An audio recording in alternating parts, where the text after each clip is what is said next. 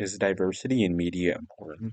This is a question that has been debated by various groups for years now, especially due to the highly liberal landscape of contemporary Western politics, which has facilitated the growth of representation in media and the workplace. There now seems to be a push for more representation of minorities in media.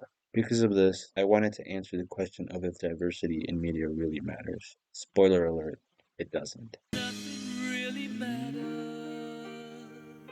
To get to the answer of this question, I will be walking through, I don't know what else to call this, the 2017 movie It. Hi, I'm Sawdust, and I'll be analyzing it from a diversity perspective. I'll cover characters' individual backgrounds and personalities, the effects of diversity in the overall plot, and a counter-argument showing characters' unity through homogeneity of ideas. Before I analyze it, I'll be walking through it itself. It is a movie adaptation of Stephen King's It horror novel, which is set in the small town of Derryman. It follows a group of young boys who call themselves the Losers Club, and they are determined to defeat Pennywise. Pennywise himself is some evil demon sort of entity thing, I don't know, who takes the form of people's greatest fears. And for this, I have some cringe ass tax collector joke or some shit. I don't know. I'm not saying that. I don't care who the IRS sends. I'm not paying my taxes and all that. Oh, funny. Pennywise, he appears to feast like some sort of feudal king every 27 years and then goes into hibernation after eating children.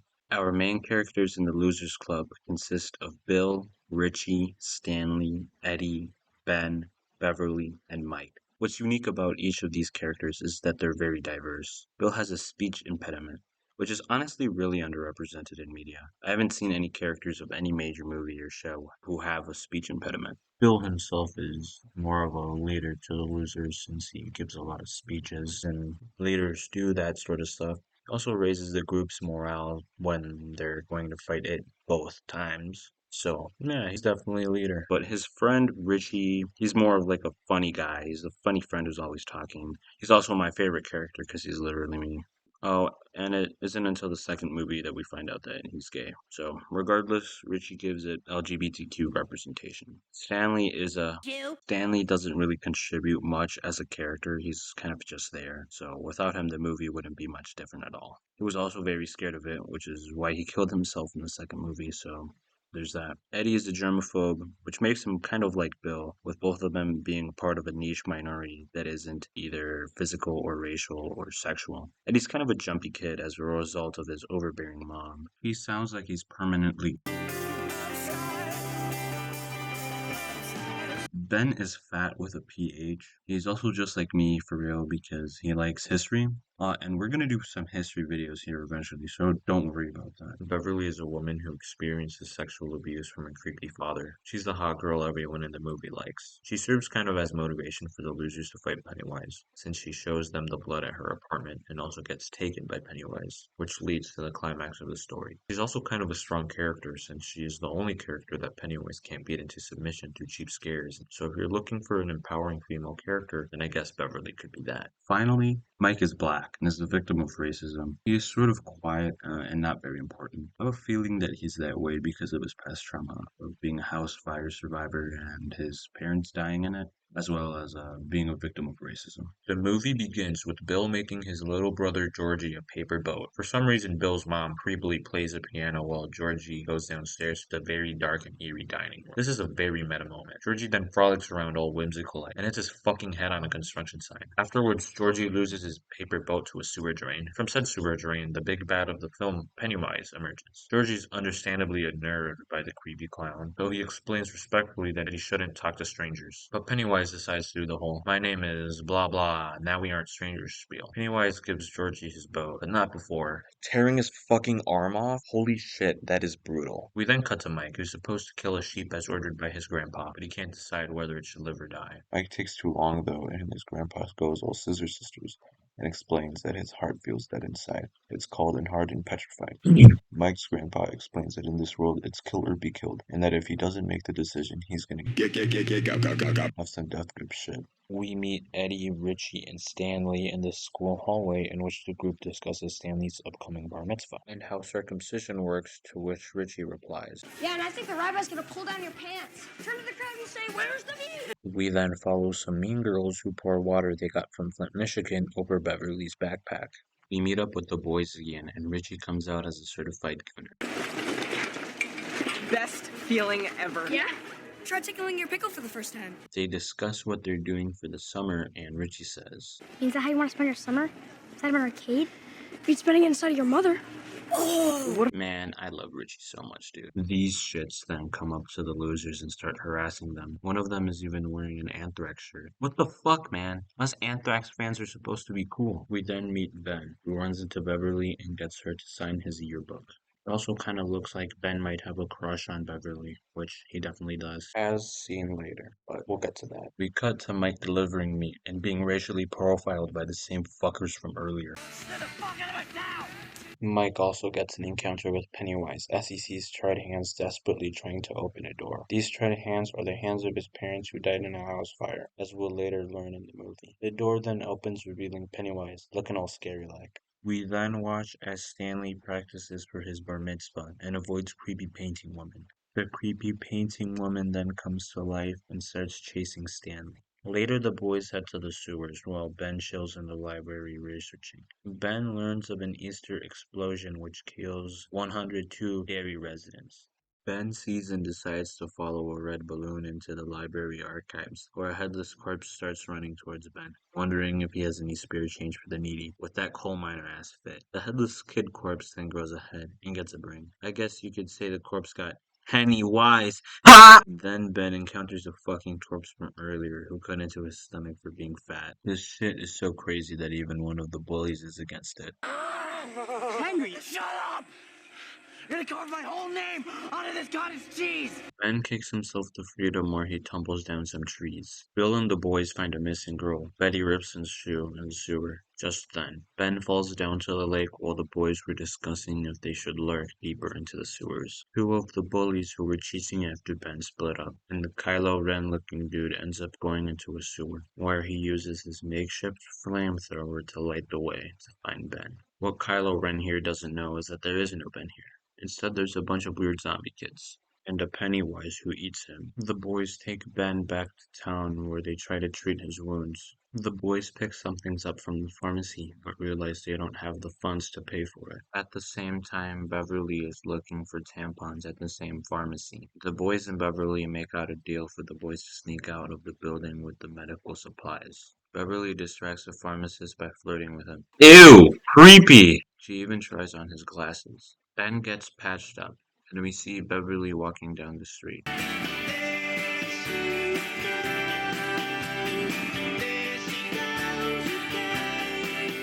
Beverly's hot, man. We cut to Beverly's creepy fucking dad who smells his daughter's hair.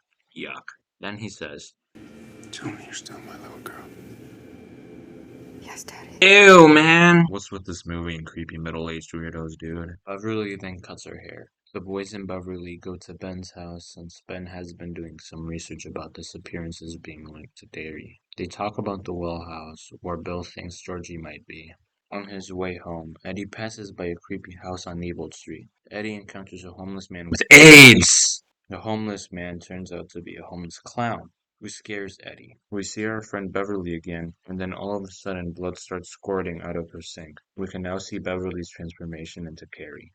Bill has a scary supernatural encounter when he goes down to the cellar and sees Georgie. Then and there, to no one's surprise, it turns out that Georgie was actually Pennywise, and Pennywise chases Bill. But Bill escapes out the cellar. It looks like Pennywise is getting backshots in this frame. Beverly calls the boys over to her apartment to show them the bloody disaster that occurred a few scenes ago. Then they get to cleaning the bathroom. Right after cleaning, the boys, except for Richie, realize they all got scary encounters from Pennywise, and that something is definitely up. Wait, can only virgins see this stuff? Is that why I'm not seeing this shit? The losers then see the bully's car and Mike's bike, so they determine that Mike is in danger and that they should help him. They turn out to be right when Mike is being forced to eat lamb meat by the bullies. Mike then sees Pennywise in the distance who waves at him with a severed arm. The bullies try to hit Mike with a rock, but the losers throw their own rock instead. I want to take a second just to be a metal geek for a bit. The bully named Belch is wearing a Metallica shirt that says "Metal Up Your Ass," which was Metallica's first attempt at releasing an album. However, the record label refused to release it for its name, so they changed it to Kill 'Em All in 1983. And I'm thinking of doing an album review for it next video, so stay tuned. Mike joins the losers and a rock fight begins between the two belligerents. Ben then lets out a scream after the main bully, Henry Bowers, makes a sex joke in front of Beverly. So the White Knight, Ben, throws the first rock, being the true declaration of war. We got a war montage to Antisocial by Anthrax. We love Anthrax! Go blow your dad, you mullet-wearing asshole!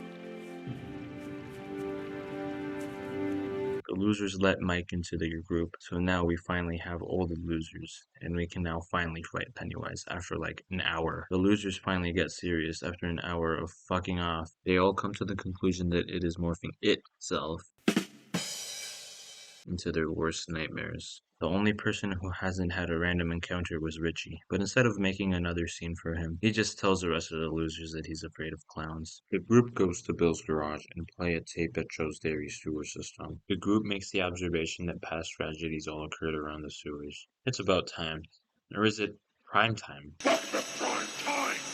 They also realize that the sewer connects to the wall house on Neibold Street. The projector starts to goof up because Pennywise is messing with it. Pennywise fucking jumps out of the screen and starts chasing the losers, but they manage to get away from him by opening the garage door. Is it afraid of lights? What's the logic here? The losers reluctantly go to Neibold to find Georgie because Bill said so. The losers follow Bill inside, but they decide that it would be best to keep a lookout. So Bill, Richie, and Eddie enter the house. Though in all honesty, taking the pussy Eddie along was a horrible idea. The three see a bunch of weird shit like a missing poster with Richie's face on it, Betty Ribson being taken by it, and the other half of Betty Ribson being behind a door. Also Eddie's face coming out of a mattress spilling some weird ass slime like it's 2017 again.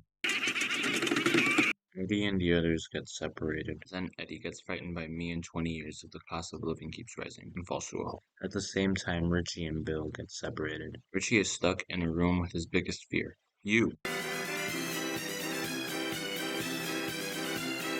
Oh, and he sees himself as a puppet too. Whoop-de-doo. Back with Eddie, and he's being assaulted by Pennywise, who tells him that kids taste better when they're afraid. Fear is the spice, I guess, but unlike the important spices in history, it's not only in India. Bill and Richie finally find Eddie, just in time to save him. Pennywise charges at the boys, but then Bev Ex Machina appears with a spear and makes a Pennywise kebab. This goofy-eyed clown appears and manages to strike the fear of God into these kids. Enough to negate the damage of the spear at least. He then swings his claws at Ben. Man, why does everybody have to be attacking Ben? Why does everybody have to slice up Ben? The losers get outside and listen to this shit, man. It's hilarious. We know where it is, and next time we'll be better prepared. No! I don't know why, but the way Stanley so bluntly says no is just funny to me. And then Richie, dude. And look at this motherfucker! He's leaking hamburger helper! Man, Richie is literally me. Here's Beverly being wise. This is what it wants. It wants to divide us. We were all together when we heard it. That's why we're still alive. Yeah, a house divided against itself cannot stand. The losers don't heed to Bev's warning though, and they break up. After the losers break up and some time passes, Beverly gets kidnapped. But not before fighting her creepy dad. Wait a second. Play that clip but with the sound on. Holy shit, that sounds like the Five Nights at Freddy's 2 jump scare sound.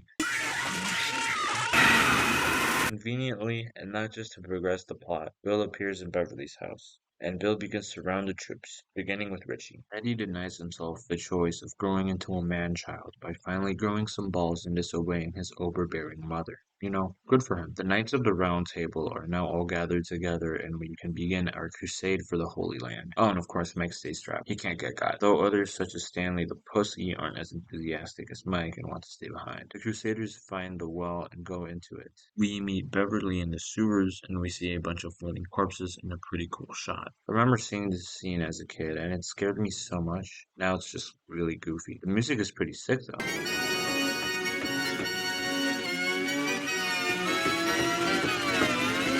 Whoa, Pennywise, with that mouth? It apparently is a nightlight, scary nightlight, that scares Beverly into playing with the other kids. Just before Mike goes down the well with the other losers, that fuck Bowers has to come chasing after the boys. Oh, he also killed his dad. Mike and Henry fight, and Mike throws Henry into the well. Frankly, I'm surprised he isn't dead.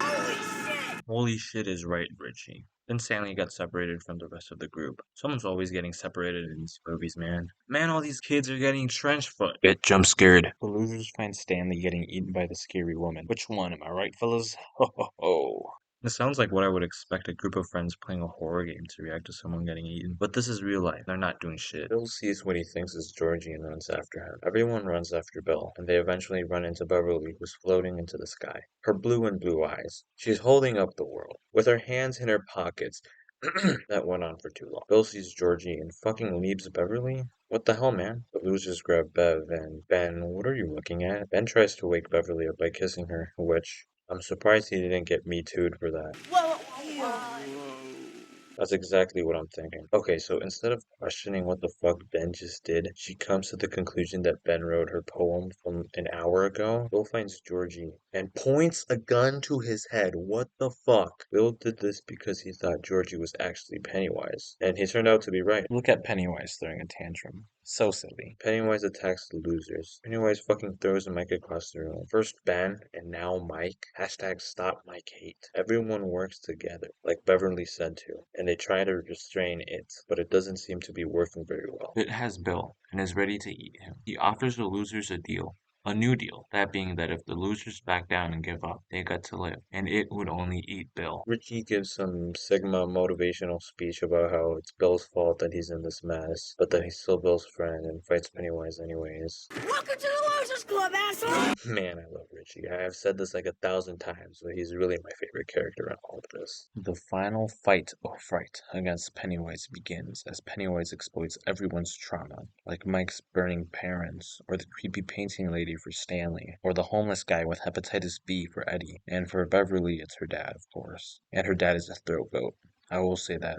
Look at that man. It realizes that he's fucked, so he pulls out. Outside the sewers, the losers sign a blood pact in which they promise to come back to Derry if Pennywise ever comes back. The kids leave except for Bill and Bev, who say goodbye to each other with a kiss, and then the movie ends. That took a very long time, but I think it was necessary to know some character interactions other than just the main plot. That being said, I'm gonna connect the plot points and how they're influenced by diversity. For starters, as I said before, the losers all share, well, being losers, hence the group name. They're all being bullied by Bowers' gang for being different from the norm, whether it's their race, gender, weight, etc. Bowers and his cronies are the embodiment of prejudice. They hurt people of different races and spit in the face of those with disabilities. The constant harassment has driven the losers to confide within each other, which drives the characters to be more together, since they don't have much else. That's why they're at their weakest when they broke up after the first fight with it. It's also why Mike and Ben were vulnerable when they were attacked by Bowers, since they didn't have a group they belonged to who could protect them. Also, the Rock War was heavily influenced by the mistreatment of the losers that had reached a boiling point when Bowers tried to make Mike eat lamb meat. As we discussed before, the losers wouldn't be losers if they weren't different from everyone else. So every negative interaction between the losers and Bowers is purely done out of hatred for diversity. I could say some bullshit about how Bowers represents the average Twitter conservative who whines at black people playing white characters, which actually, thinking of it, I can see how he could fall into that description. The induction of Mike as the final loser in the club makes the group even more diverse, but it also drives the plot forward. It's more diverse because this is the first member who is of a different race. He is a person of color. And it also drives the plot forward because of Mike's inclusion that leads to Bowers going to the sewer and attacking. Mike's fight with Bowers is really symbolic. It represents one who is oppressed fighting against their oppressor and winning. It's akin to the American Revolution, but not that serious. Calm down, Saw. Regardless, Mike's victory over Bowers is important to the story since it's because of Mike overcoming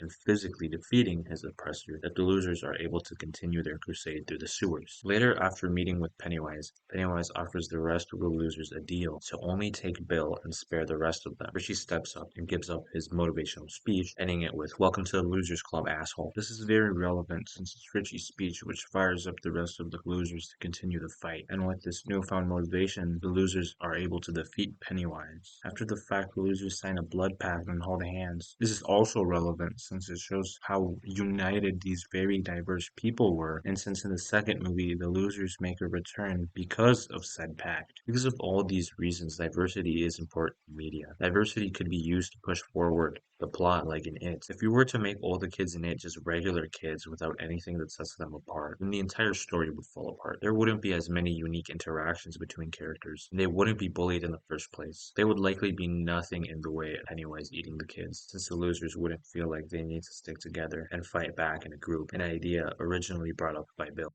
I'm saying that diversity is important for plot, but I'd also like to say that diversity can derail the plot of a story. The real reason that the losers show togetherness is not because they are diverse people. Bill isn't friends with Mike because he's different from him. They are friends because they all have similarities, like Bill said. I guess that's one thing we all have in common. They were all bullied by Bowers. In fact, division or diverse ideas was the downfall of the losers in the first fight. Bill wanted to return to kill it, but a majority of the group disagreed, so they disbanded. This led to the capture of Beverly, after which the losers needed to come back to fight it either way. And during the fight, many of the losers got injured. Thinking about it, apart from Pennywise, every problem the losers face is either from Bowers or from internal disagreements. The losers would have reduced their problems in the movie if they agreed to work together as a team. More moments of the losers suffering from diversity is when the group disbanded and Mike claimed that he's just an outsider, meaning that in the best case scenario, some of the losers were loosely determined to the end goal of killing Pennywise, but at worst, it would mean complete disinterest in defeating Pennywise. This is reinforced many times by Stanley, who wants to keep lookout during the first fight just to not have to encounter it. If the story decides to focus on how different their characters are from each other and how much representation there is within said show, then the show will become oversaturated. You can have diverse characters, but the entire purpose of the show shouldn't be to have diverse characters. The purpose of a story should be, first and foremost, to convey a good and cohesive plot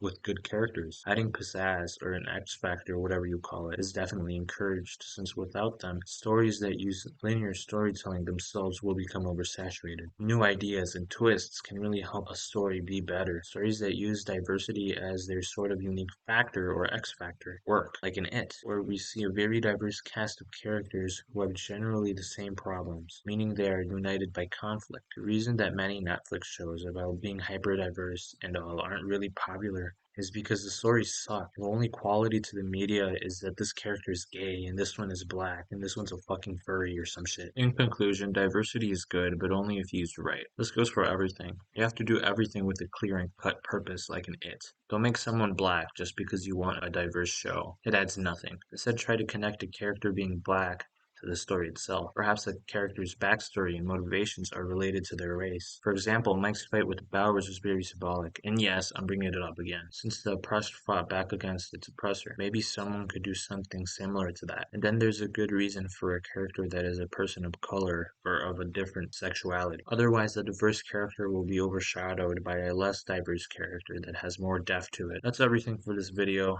If you liked it, like and subscribe. Make sure you give me suggestions and feedback through the comment section. It would be greatly appreciated. This is my very first video I've ever made, like ever. So it probably sucks a whole bunch of donkey ass. So please tell me what I can do better. I'm really trying here. Thank you.